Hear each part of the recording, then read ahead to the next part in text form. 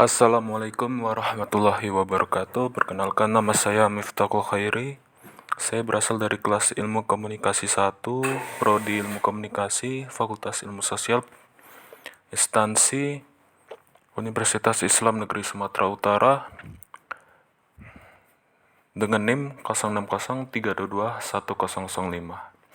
Baiklah, di sini saya akan menjelaskan tentang filsafat ilmu, yaitu bagian filsafat agama.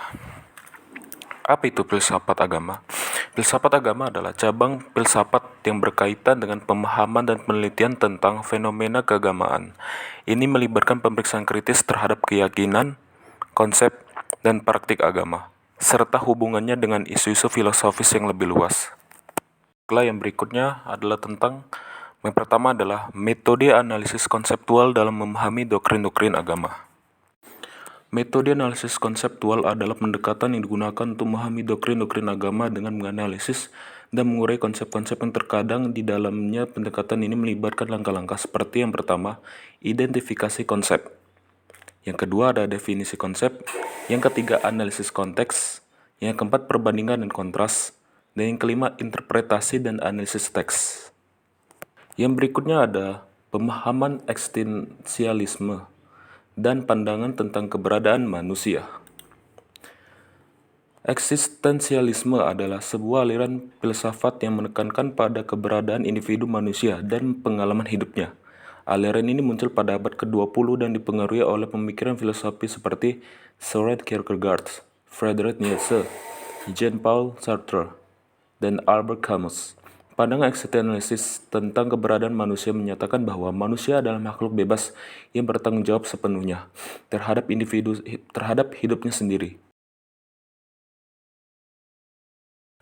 Yang ketiga ada hubungan agama dengan moralitas. Hubungan antara agama dan moralitas telah menjadi topik yang banyak diperdebatkan dan dipelajari selama berabad-abad. Bagaimana agama mempengaruhi moralitas seseorang dapat bervariasi tergantung pada pandangan dan keyakinan individu. Beberapa argumen menyatakan bahwa agama dan moralitas saling terkait erat. Di sisi lain ada pandangan bahwa moralitas tidak bergantung pada agama. Pendukung pandangan ini berpendapat bahwa seseorang dapat memiliki moralitas yang kuat tanpa keterlibatan agama. Mereka berargumen bahwa prinsip-prinsip moral seperti saling menghormati, keadilan, kebaikan, dan empati dapat dipahami dan diterapkan tanpa tergantung pada ajaran agama tertentu. Selain itu, ada juga argumen bahwa agama dapat memiliki pengaruh yang kompleks terhadap moralitas.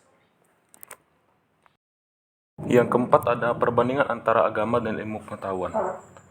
Kedua bidang ini berbeda dalam memahami dan menjelaskan dunia. Berikut adalah beberapa poin perbandingan singkat antara keduanya. Yang pertama, pendekatan. Agama cenderung berdasarkan keyakinan, iman, dan wahyu, sedangkan ilmu pengetahuan didasarkan pada metode ilmiah, observasi, pengujian, dan pemahaman nasional. Yang kedua, sumber pengetahuan. Agama mengandalkan kitab suci, tradisi, otoritas, dan lain-lain. Di sisi lain, ilmu pengetahuan menggunakan observasi, penelitian, eksperimen, dan bukti empiris. Yang ketiga, cakupan pengetahuan. Agama mencakup dimensi spiritual, moral, etika, dan metafisika, serta memberikan panduan bagi kehidupan manusia. Ilmu pengetahuan berfokus pada penjelasan tentang dunia fisik dan alam semesta. Yang kelima ada pengaruh filsafat agama dalam memahami dimensi metafisik. Baiklah, saya jelaskan. Pengaruh filsafat agama dalam memahami dimensi metafisik sangat signifikan. Filsafat agama berusaha menjelaskan dan merenungkan aspek-aspek keberadaan yang melampaui pengalaman manusia sehari-hari, termasuk konsep Tuhan. Filsafat agama berperan penting dalam membantu manusia memahami eksistensi Tuhan atau entitas transendensial lainnya. Melalui argumen-argumen rasional, filsafat agama mengajukan pendekatan berpikir yang mendalam dan kritis mengenai sifat dan atribut Tuhan. Selain itu, filsafat agama juga memberikan landasan konseptual untuk memahami konsep-konsep metafisik lainnya seperti keabadian jiwa, keadilan absolut, keberadaan roh, dan akhirat. Baiklah, yang terakhir ialah kesimpulan. Dari yang dapat kita baca dari kelima materi tersebut, bahwa kesimpulan tentang filsafat agama yang pertama ialah keberadaan Tuhan atau entitas transendensial atau transcendental. Filsafat agama memberikan argumen dan pendekatan berpikir untuk mempertimbangkan keberadaan Tuhan atau entitas transendental lainnya. Yang kedua, hakikat kehidupan. Filsafat agama membantu dalam menentukan tentang tujuan hidup dan hakikat eksistensi manusia. Yang ketiga, moralitas dan etika. Filsafat agama juga membahas masalah moralitas dan etika. Kesimpulan yang dapat ditarik adalah bahwa nilai-nilai moral dan etika mungkin berasal dari prinsip-prinsip transendental atau ajaran agama tertentu dan mempraktikkan kebajikan serta memenuhi prinsip-prinsip moral adalah penting dalam kehidupan manusia. Yang keempat, akhirat atau kehidupan setelah mati. Filsafat agama mengajukan pertanyaan tentang kehidupan setelah mati dan akhirat. Yang kelima, keberagaman agama. Filsafat agama juga dapat membantu memahami keberagaman agama dan pandangan yang berbeda-beda. Kesimpulan yang dapat ditarik adalah perlunya toleransi, saling menghormati, dan dialog antar agama dalam mencapai pemahaman yang lebih mendalam tentang hakikat agama dan metafisika. Sekian dan terima kasih setelah mendengarkan penjelasan berikut tentang filsafat agama.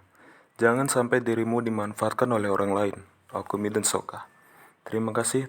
Semoga bermanfaat apa yang telah saya jelaskan tentang filsafat agama. Billahi taufiq wal hidayah. Wassalamualaikum warahmatullahi wabarakatuh.